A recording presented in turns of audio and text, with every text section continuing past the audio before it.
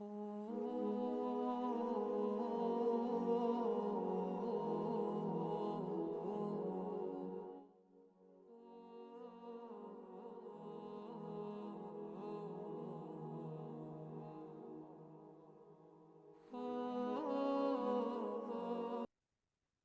نعبد وإياك نستعين اهدنا الصراط المستقيم صراط الذين أنعمت عليهم غير المغضوب عليهم ولا الضالين آمين ربي اشرح لي صدري ويسر لي أمري واحلل عقدة من لساني يفقهوا قولي ربي زدني علما ربي زدني علما ربي زدني علما।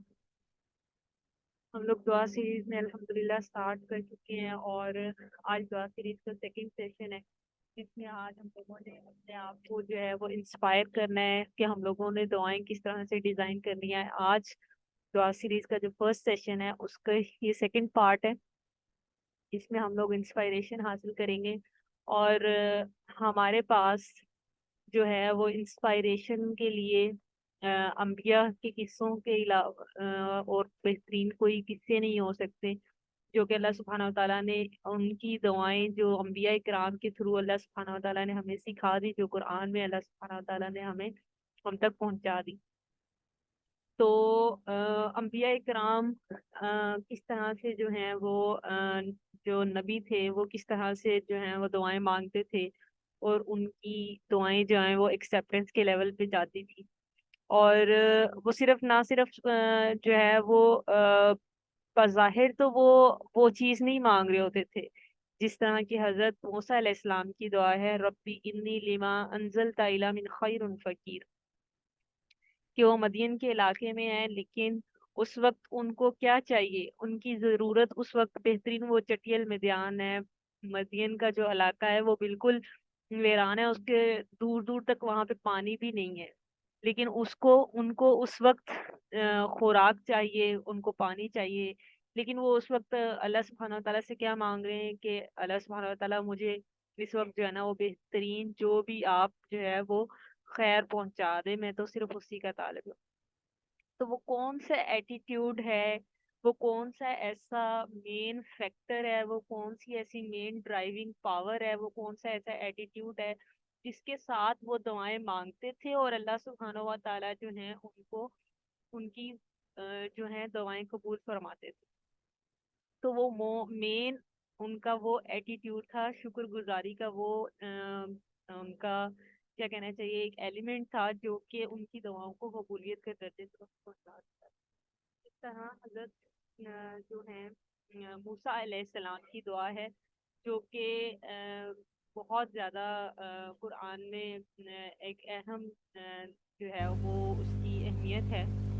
जैसे कि काला इन्ना माई रब्बी साहिबीन, कि अल्लाह सुब्हानहू व तआला ही जो है वो उनको बेहतरीन रास्ता जो है वो दिखाएंगे। इसके बाद जो हजरत हजरत यूसुफ अलैहिस्सलाम है उनका वाकया जो है हजरत यकूब अलैहिस्सलाम का वो सब्र है जो कि बेहतरीन सब्र है जिसको सब्र जमील का नाम दिया जाता है। कि उनको यकीन है कि यूसुफ अलैहिस्सलाम जो हैं वो जिंदा हैं और अल्लाह सुब्हानहू व तआला जो है ना उनको बेहतरीन वक्त पर उनसे मिला देंगे। तो जब उनके भाई, मेरी आवाज बिल्कुल स्लो है, लेट अभी क्लियर हुई है आप लोगों को मेरी आवाज? मैं हेडफोन ना यूज करूं? कोई मुझे चैट में बता दे। जी जी ठीक है, मैं हेडफोन उतार दी। तो हम लोग बात कर रहे हैं कि हजरत यकूब अलैहिस्सलाम का किस्सा जो कि कुरान में हजरत यूसुफ अलैहिस्सलाम की स्टोरी जो है वो पूरी की पूरी सूरह यूसुफ में बयान कर दी गई है। तो बहुत ही हसीन और खूबसूरत किस्सों में से एक मशहूर और बहुत ही खूबसूरत किस्सा है जो कि हजरत यूसुफ अलैहिस्सलाम का है। और हजरत यकूब अलैहिस्सलाम का वो बेहतरीन सब्र जिसको अल्लाह सुब्हानहू व तआला ने कुरान के अंदर जब दर्ज किया तो सब्रन जमील, सबसे खूबसूरत सब्र का नाम दिया गया इसको। तो वो कौन सी ऐसी चीज थी जो कि हजरत यकूब अलैहिस्सलाम को, जिस चीज का यकीन था कि वो हजरत यूसुफ अलैहिस्सलाम को उनको मिला देंगी। तो हजरत यकूब अलैहिस्सलाम का वो यकीन कामिल ही था कि जब उनके बेटे जो है जब हजरत यकूब अलैहिस्सलाम अपने बेटे के गम में रो रो के अंधे हो गए, तो हजरत यकूब अलैहिस्सलाम के बेटे हजरत यकूब अलैहिस्सलाम को कहते हैं कि आपको तो हजरत यूसुफ अलैहिस्सलाम का गम ही जो है ना वो पागल कर देगा। लेकिन हजरत यकूब फिर आगे से क्या कहते हैं कि इन्नी अशकू बस्सी व हुज़्नी इलल्लाह, मैं तो अपना हम और गम जो है वो अल्लाह सुब्हानहू व तआला को ही बयान करता हूँ। तो अंबिया इकराम के वो बेसिक वाला एटीट्यूड था जो कि उनकी दुआओं के अंदर पाया जाता है। हजरत यूसुफ अलैहिस्सलाम का वो किस्सा हो, हजरत इब्राहिम अलैहिस्सलाम का किस्सा हो, हजरत यूनुस अलैहिस्सलाम का किस्सा हो, या हजरत जकरिया अलैहिस्सलाम का किस्सा हो, इन सब में जो हमें एक मेन चीज नजर आती है वो उनका वो एटीट्यूड था जिसके साथ वो दुआएं मांगते थे।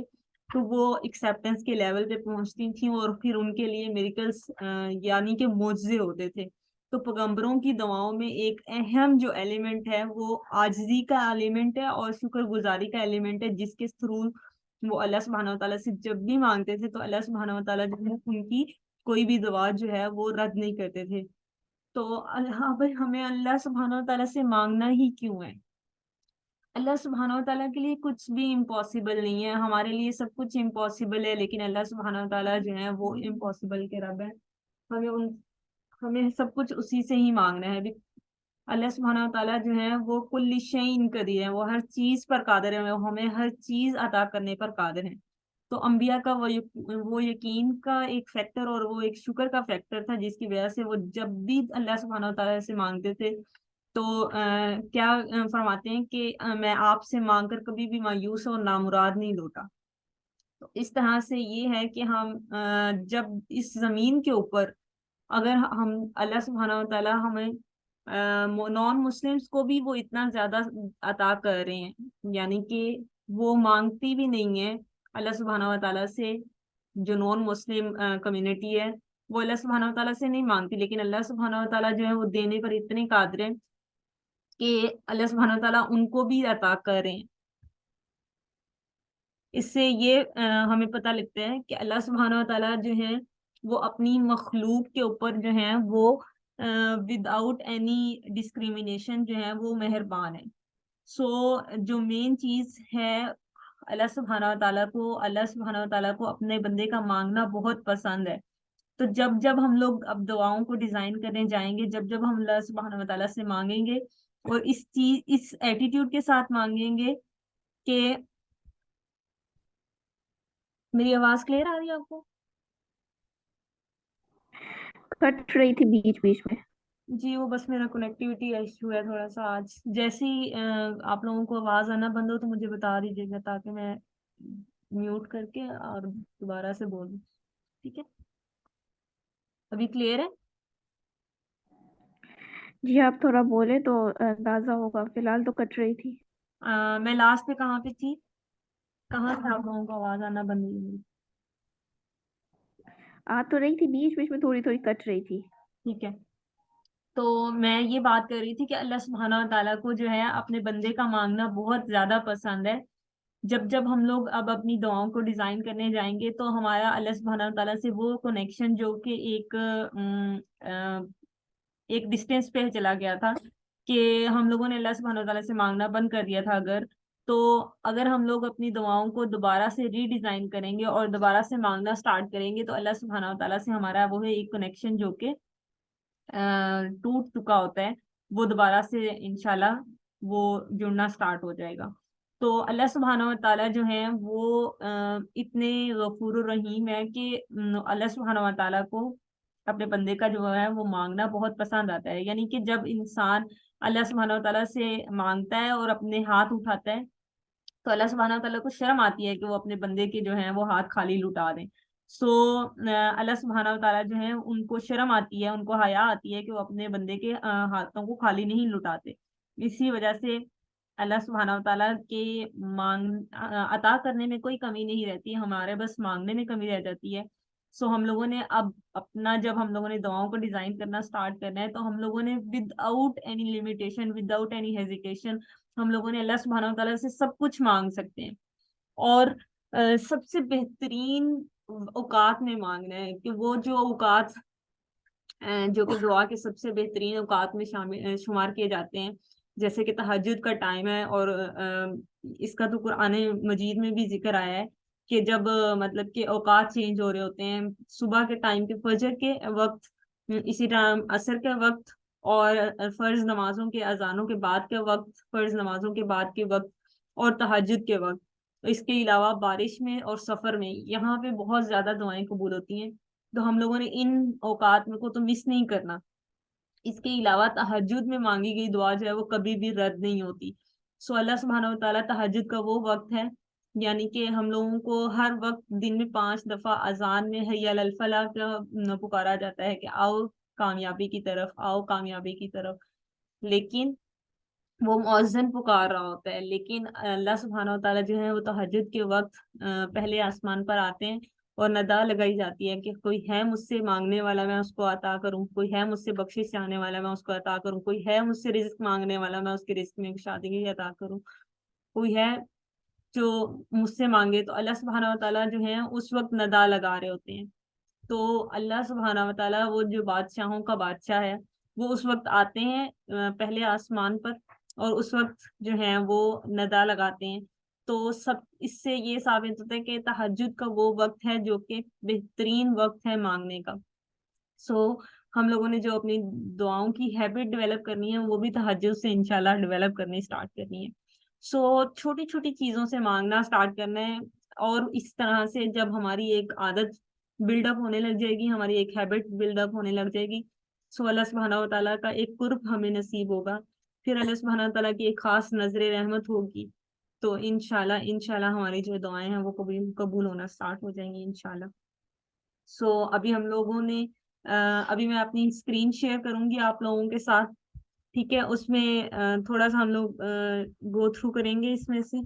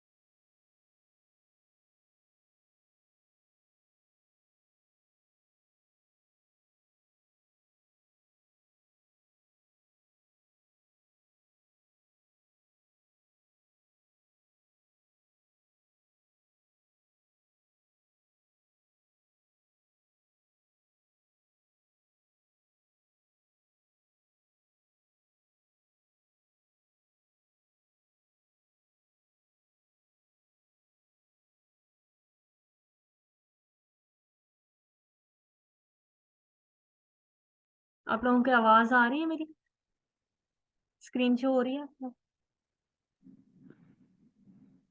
जी हो रही है। ठीक है, अभी हम लोग यहाँ से स्टार्ट करेंगे हाउ टू गेट इंस्पायर्ड। अल्लाह सुब्हानहू व तआला जो है वो कहते हैं कि जो मांगोगे मुझसे जो है वो अता करूंगा मैं। सो अब हम लोगों ने सबसे पहले ये देखना है कि हम लोगों ने कौन कौन सी कैटेगरीज हमें हम लोग मांग सकते हैं। हम लोगों ने आप लोगों ने इसी तरह से ये अपने जो है ना वो टेबल ड्रॉ करने हैं, कि आप लोगों ने इसी तरह से टेबल ड्रॉ करने हैं जिसके अंदर आप लोगों ने सेम इसी तरह से जो है ना बॉक्सेस बनाने हैं कि आप लोगों home, health, wealth, business, career, दीन, family, children, spouse, social activities, and accomplishment, legacy, vacation, do for fun और टॉयज। इसी तरह से आप लोगों ने जो भी चीज आप लोग मांगना चाहते हैं ना, वो आप लोगों ने इसी तरह से बॉक्सेस बना के और उनके नीचे जो है ना वो आप लोगों ने अभी सिर्फ रफ स्केचिंग बनानी है और उसके नीचे आप लोगों ने जो है वो अपनी दुआएं जो है वो लिख देनी है। ठीक हो गया। अभी आप लोगों ने सिलेक्शन ऑफ दुआज किस तरह से करनी है, आप लोगों ने वो दुआएं सिलेक्ट करनी है जो कि जिनके अंदर ये वाली खसूसियात हों। ठीक है। जैसे कि आपने जो दुआ सिलेक्ट करनी है वो आपको इस तरह से एक्साइटमेंट दे कि अगर आप लोगों ने सोचना है कि अगर आपकी ये दुआ पूरी हो जाती है तो ये आपको कितनी ज्यादा खुशी अता करेगी। अगर वो ज्यादा एक्साइटमेंट देगी और तो आपके साथ वो motivation through out the 6 month की जर्नी या 7 मंथ की या जितनी भी आप लोगों की 1 ईयर तक की जर्नी होगी जिसमें आपने वो दुआएं लगातार मांगनी है, तो वो जितनी ज्यादा आपको इंस्पायरेशन देगी, जितनी ज्यादा एक्साइटमेंट देगी, उतनी ही देर आप उस दुआ को मांगते रहेंगे। जैसे वो एक्साइटमेंट अगर कम होगी आप लोगों का, वो मोटिवेशन लेवल कम होगा। अगर तो वो दुआ इस तरह से है कि वो आपको एक्साइटमेंट ही नहीं देती तो आपका दिल नहीं करेगा उस दुआ को मांगने का। ठीक है। और आपकी दुआ के अंदर एक फैक्टर होना चाहिए, स्लाइटली अनरियलिस्टिक होनी चाहिए। यानी कि वो दुआ ऐसी हो कि वो आपको रियल ना लगे, कि आपको किसी और ही जिंदगी की या किसी और ही दुनिया की वो ख्वाब ही लगे। तो वो इस तरह से कुछ इस तरह से भी दुआ जो है वो होनी चाहिए।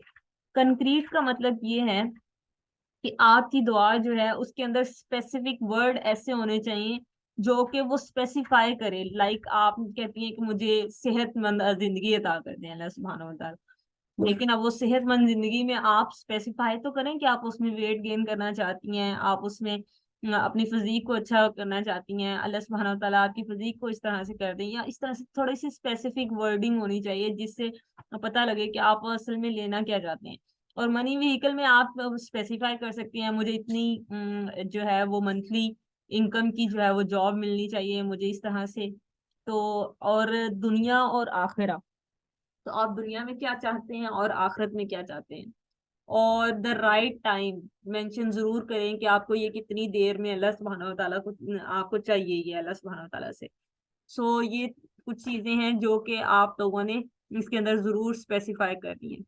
और कुछ दुआएं जो अगर आप लोगों ने पहले दुआ सीरीज अटेंड की है तो उसमें होंगी कि कुछ दुआएं आपके पास पहले की दुआएं हैं लेकिन वो कबूल ही नहीं हो रही। सो आप उनको थोड़ा सा रीन्यू करेंगे, रीन्यू इन सेंस के आप उनकी वर्डिंग को देखेंगे, आप उसमें थोड़ी सी अमेंडमेंट कर सकते हैं, वो अमेंडमेंट करेंगे।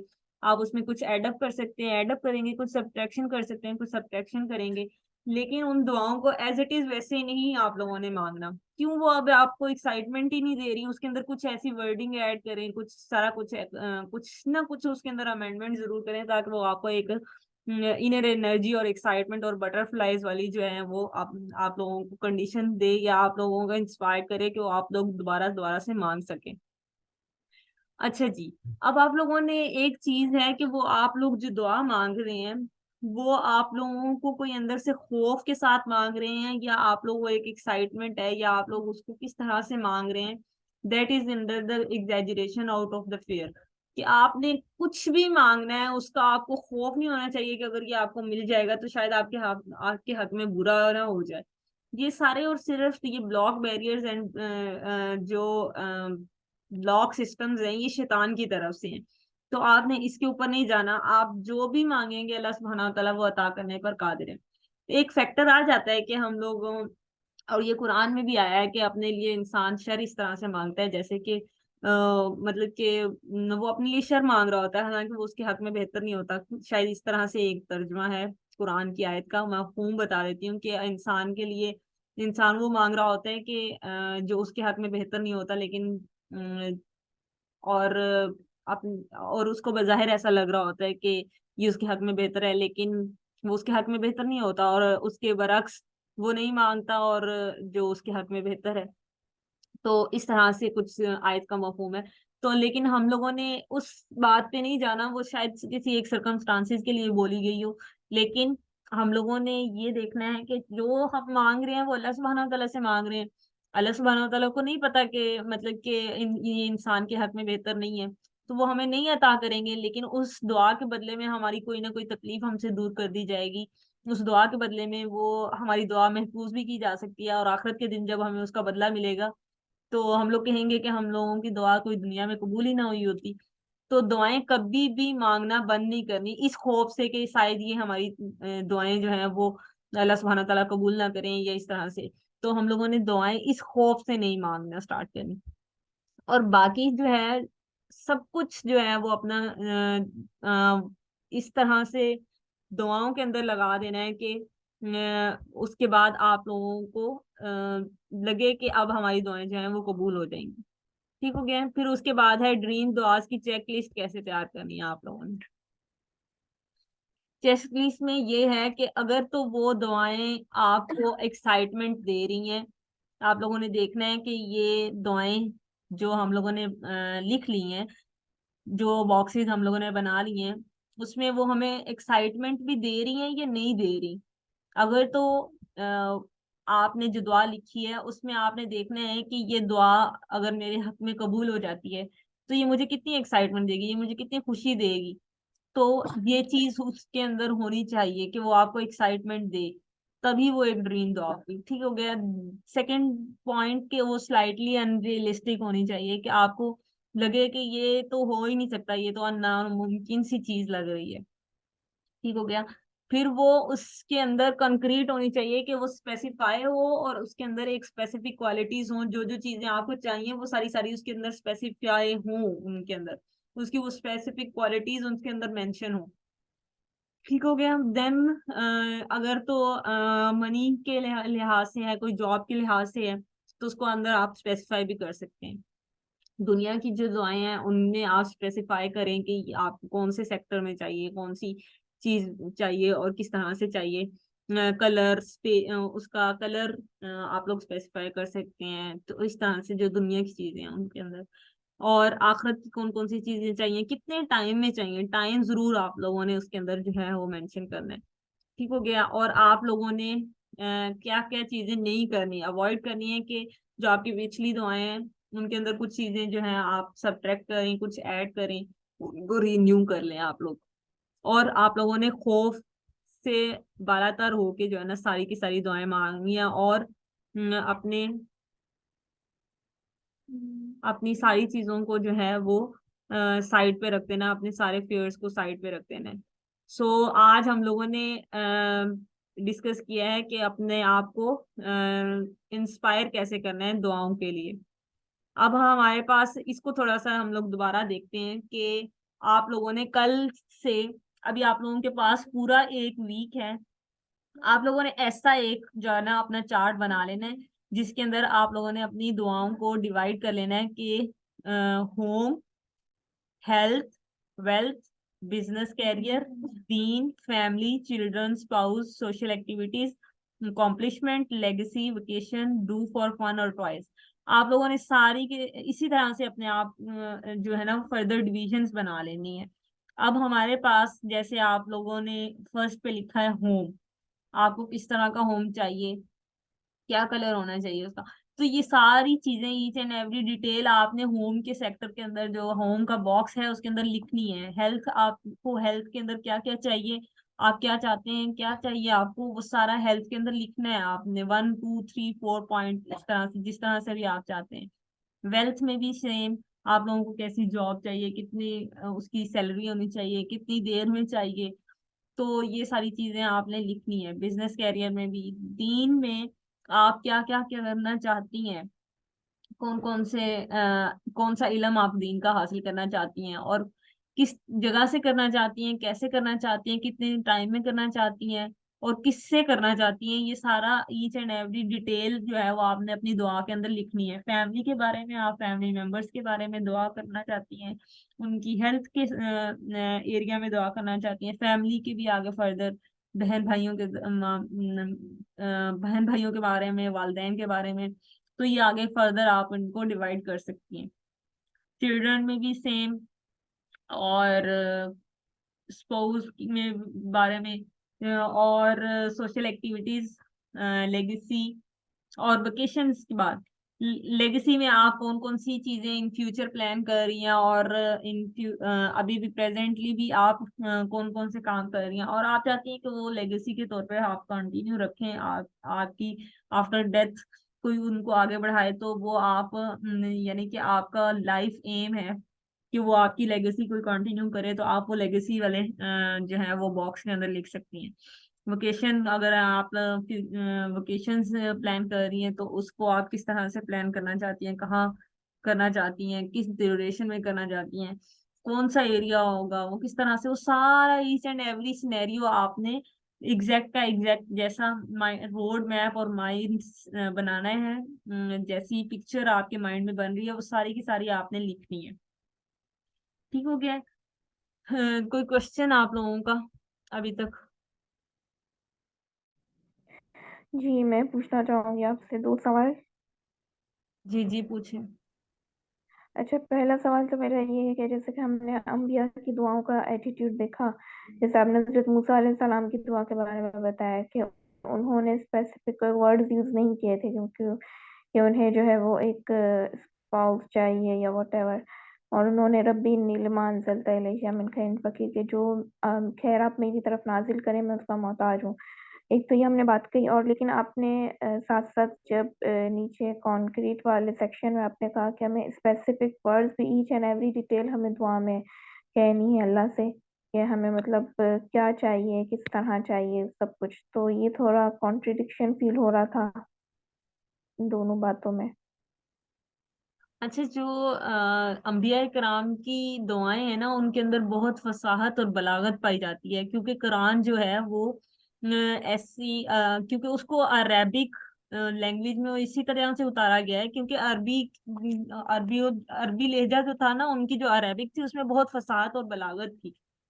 तो जो नबी अकरम सल्लल्लाहु अलैहि वसल्लम के थ्रू हमें दुआएं सिखा दी गई, और जो कुरान में जो है वो दर्ज कर दी गई अंबिया इकराम की दुआएं, तो वो हम लोगों ने काफी ज्यादा देखा होगा कि ये रब्बी इन्नी लिमा अंज़लता इला मिन खैरिन फकीर, ये हम लोग अगर बुक्स में देखें तो कहीं और देखें, अगर जैसे पंसूरा के होते हैं, ये इस तरह से छोटी छोटी बुकलेट्स बना दी जाती हैं, तो उनमें ये कहीं मशहूर है कि रिस्क में इजाफे की दुआ, और इस तरह से दुआ, और इस तरह से दुआ, एटसेट्रा एटसेट्रा।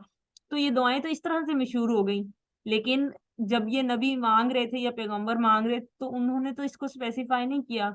तो अल्लाह सुब्हाना व तआला ने जब इनको दुआएं सिखाई तो इनका इल्म इतना ज्यादा वसी था कि अल्लाह सुब्हाना व तआला ने जब इनको दुआएं सिखाई तो ये इतनी फसाहत और बलागत वाली जबान है कि इसके अंदर इनके बहुत सारे मायने होते हैं, बहुत सारी अपने मायने इसके अंदर छुपे हुए होते हैं।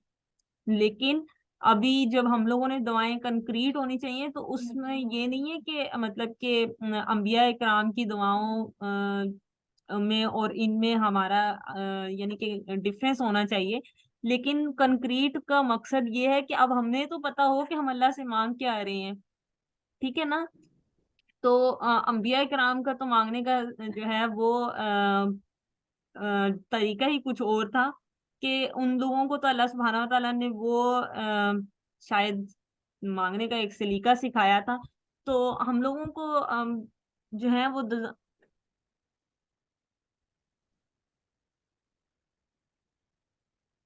अ, हम लोगों को जो है इसको कंक्रीट रखना है, इनको स्पेसिफाई करना है। तो आई होप कि मैंने आपका क्वेश्चन का आंसर दे दिया होगा, या अभी जी भी जी आपको? हाँ जी।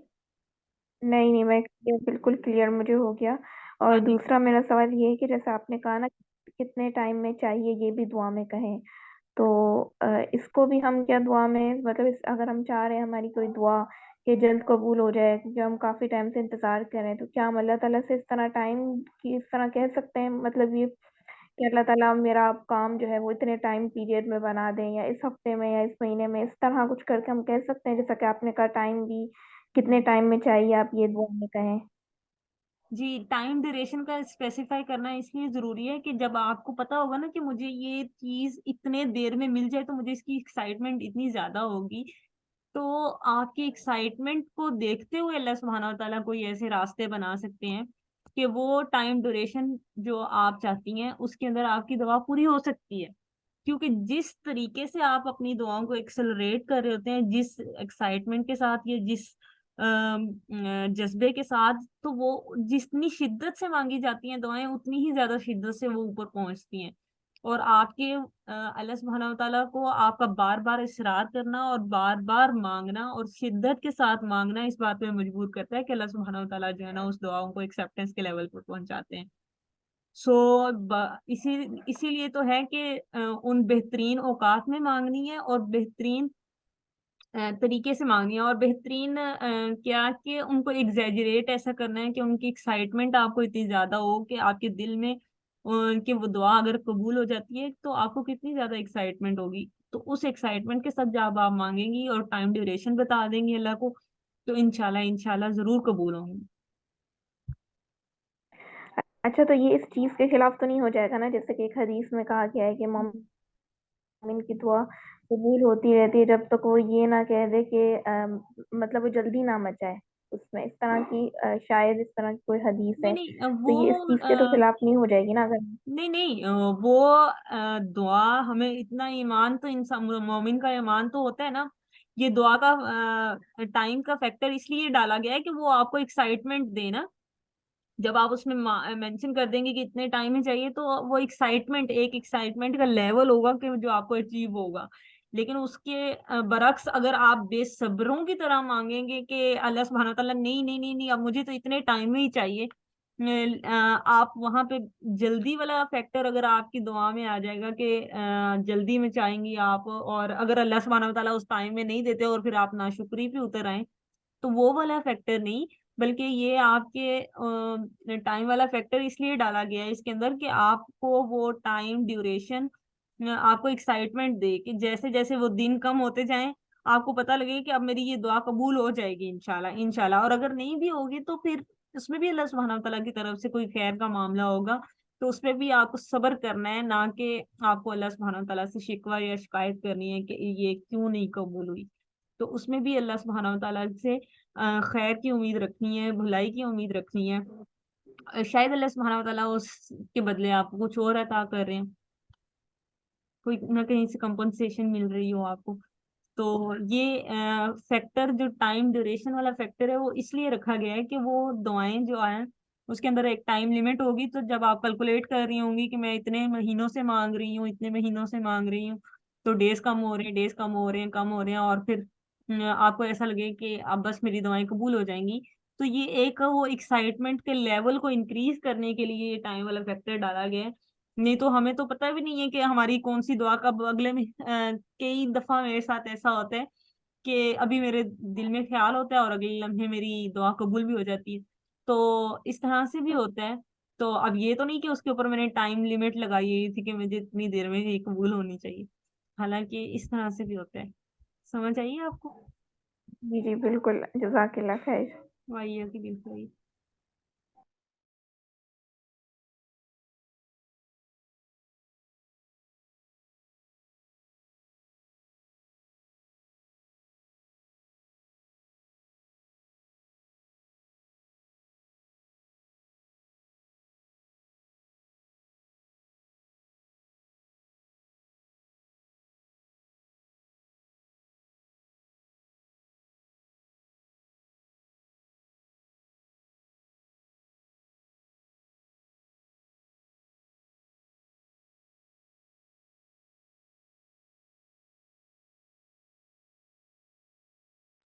सेशन एंड हो गया?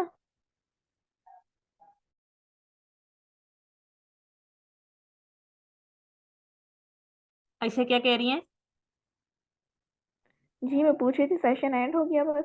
नहीं नहीं, मैंने कहा कि आप लोगों ने ये सेक्शंस बना लेने हैं, फैमिली, हेल्थ, वेल्थ, और स्पाउस, हाउ, अपनी job, career, travelling, vacation, and इस तरह से जो मैंने आप लोगों को स्क्रीन शेयर की थी ना, मैं उसका स्क्रीनशॉट आप लोगों के साथ इंशाल्लाह जो है वो ग्रुप में भी शेयर कर दूंगी। तो सबने ही अपने वो बना लेना है टेम्पलेट, और जब नेक्स्ट टाइम आप लोग क्लास में आए तो आप लोगों के पास वो टेम्पलेट हो, ताकि हम लोग फिर एक्टिविटी स्टार्ट कर सकें अपनी दुआओं की। कि अब आप लोगों ने ये फलान जो है बॉक्स की दुआ आप लोग लिखें। मैं आप लोगों को हर एक्टिविटी के लिए जो है वो हर बॉक्स के लिए हर जो टेम्पलेट बनाया होगा उसके लिए आप लोगों को एक एक्टिविटी, पहले हम लोग एक्टिविटी स्टार्ट करेंगे और फिर मैं लास्ट पे जो सेशन का हाफ हिस्सा होगा उसमें आप लोगों को असाइन करूंगी असाइनमेंट्स के, मतलब अभी आपके पास 2 मिनट है तो आप ये वाला खाना जो है अपना इसमें दुआएं लिखें। तो फिर आप लोगों के पास वो टेम्पलेट बना होगा तो इंशाल्लाह आप लोगों को दुआएं लिखती जाएंगी लिखते जाएंगे। तो नेक्स्ट जब आप लोग क्लास में आए तो एक पेन आप लोगों के पास और अपनी पेन कॉपी होनी चाहिए और आप लोगों का वो टेम्पलेट रेडी होना चाहिए ताकि आप लोग जो है वो दुआएं लिखना स्टार्ट करें। तो अभी जो नेक्स्ट सेशन होगा वो उसमें आप लोगों ने अपनी कॉपी पेंसिल के साथ रेडी होके आना और अपना माइंड को जो है ना और क्लास की जो एक्टिविटी होगी वो आप लोगों ने मैक्सिमम ट्राई करनी है कि जो खड़े होके करें आप लोग, क्योंकि जब हम लोग खड़े होते हैं तो हमारी माइंड स्टॉर्मिंग ज्यादा अच्छी होती रहती है। अभी आप लोगों को कोई क्वेश्चन है तो आप लोग पूछ सकते हैं। अस्सलाम वालेकुम। वालेकुम अस्सलाम वरहमतुल्लाहि वबरकातुहू।